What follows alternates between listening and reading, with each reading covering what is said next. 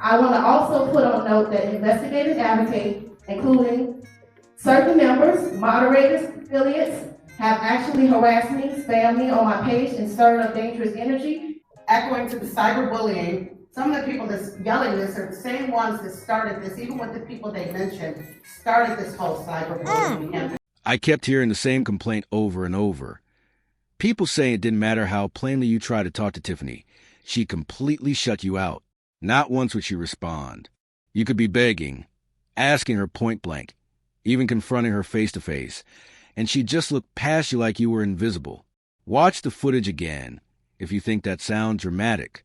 I feel like he doesn't have a lot of integrity to me from what I've seen. No, definitely don't. Seems like he does what he's told to do and not what's right, and that's a hard pill to swallow when he's the finance director. I just tried to talk to him now. He said he'll be back or whatever it was, but still no engagement. I do appreciate that he gave the report and that he fielded some questions, but I mean, he had time to prepare to answer. I don't feel like he's availed himself to just answer freely. Secondly, one thing about the budget, I do understand what you guys have presented. For me, I think the real comparison comes next budget year, fiscal year, when we actually get to see what was spent compared to what was allotted. Because I feel like there's no baseline. So, I mean, they're operating kind of without, real structure being in place previously. So I actually understand that. And I'm anxious to see next year, this time, this budget that is presented and voted upon compared to the next budget, and then what was actuals versus what was projected. Because they did explain if certain things aren't used, then that money is not, it's reallocated or it's retained. So I understand that. So I'm gonna cut them some slack because of that. And I think that's a more fair comparison next year.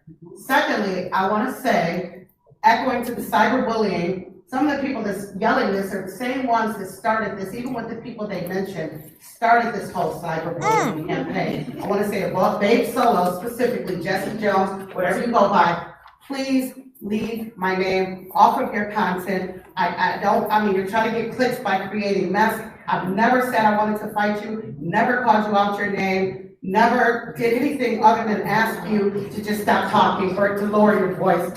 Never makes eye contact. That's not just rude. That's deliberate. This isn't mere politics. It's psychological warfare dressed up in a power suit. Speak up, love.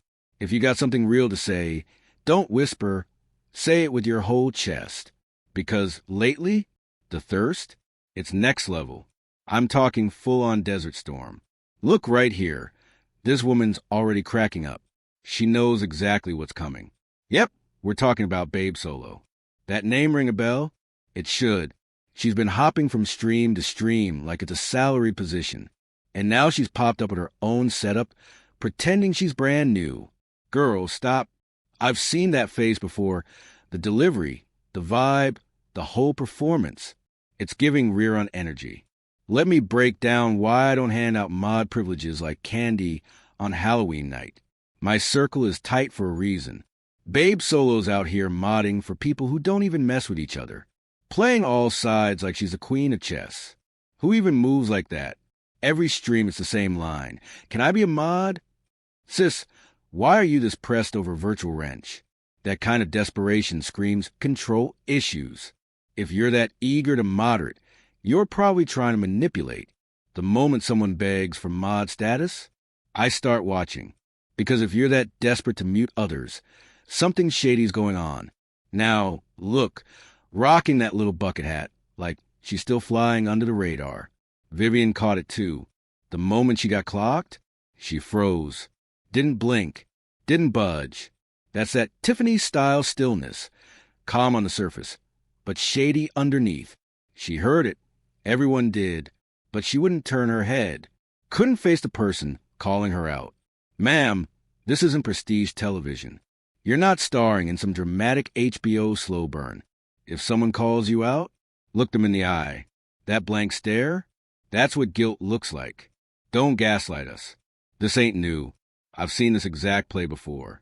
The same folks who complain about being ignored are now pulling the same stunt. jumping from app to app, rewriting history like we don't have archives. I see the double standard, and I'm calling it out. Shout out to the admin team. You didn't sign up for this soap opera, but when it starts giving Tiffany's sequel, we've got to talk. The cycle's always the same. Fake grins, real side eyes, and complete silence when the receipts hit. I'm exhausted. Nothing stings like bold, confident hypocrisy.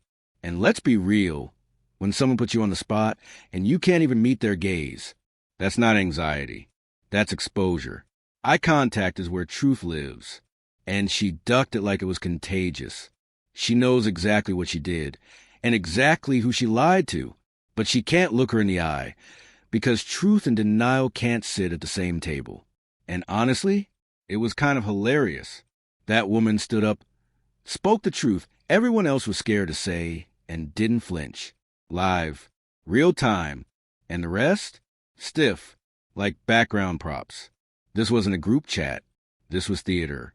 And they weren't ready for the spotlight. They're built for sneak dices and fake smiles. But that era, it's over. Some people love sparking chaos, then crying victim when it backfires. Not me. Not today. I'm setting the boundary. Keep my name out of your mess. I'm not your dramatic subplot. And to the one giggling like this is open mic night, clock this. She's gone real quiet now. But she used to be the loudest in the room. And the pettiness? Full throttle. As soon as the speaker sat down, suddenly someone else gets the mic. And surprise! Bucket hat can turn her neck again. A miraculous recovery. That accountability paralysis, real short term. Now she's looking around like nothing went down. My mom warned me about folks like this. Let's circle back. This isn't personal. It's documented. Let's rewind to July 14th. When Bradley asked the new supervisor if mimicking Tiffany's whole blueprint was the game plan, dude got defensive instantly. I wasn't being critical, he said. Classic deflection. Still allergic to direct questions, Bradley didn't back down. He doubled up. Given what residents already endured, do you really think this is a message to send? And the answer? Straight from the spin doctor's playbook. That's an unfair judgment. But here's our judgment. Behind the scenes, they moved money around to hide a block salary, and people signed off on it. Now their reputations are hanging by threads. They swore the forensic audit was done. But let's be honest, you confirmed it yourself. No RFP, no team, no actual follow-through. Just crickets. Meanwhile, that same finance director from Tiffany's time, still sitting in the same seat, and just dropped a budget so messy, it's either pure incompetence or strategic sabotage. This is public money, disappearing like smoke. Unauthorized hires still cashing township checks, some of them liars from Tiffany's term. Now they're greenlighting events with zero transparency. Monica? Jared? You watching this chaos? At least the last crew pretended to be ethical before the mask slipped. And about that Bible quote, you told Ben Rowley, a workman is worthy of his wages. Cute, but here's one back. The steps of a good man are ordered by the Lord. So tell me, how are those steps looking now? Because from here, they don't look righteous. They look opportunistic. That mirror moment, it's overdue. And to the rest of the board, remember why you're in those seats. You didn't ride in on Napoleon's legacy. The people put you there. So ask yourself, are you here to serve or to self-promote, public service or personal brand? Because right now, you're fading and not gracefully. That woman who spoke, she spoke facts. She stood tall, and her closing line, still echoing. Because with Napoleon, we already knew what the deal was. He's all smiles while the ship sinks. But the real question, what happened to the rest of you? The ones who fought against Tiffany? The ones who sat front and center? Fired up and full of purpose? The community remembers. Every word. So now we're asking, what changed? The cause or you?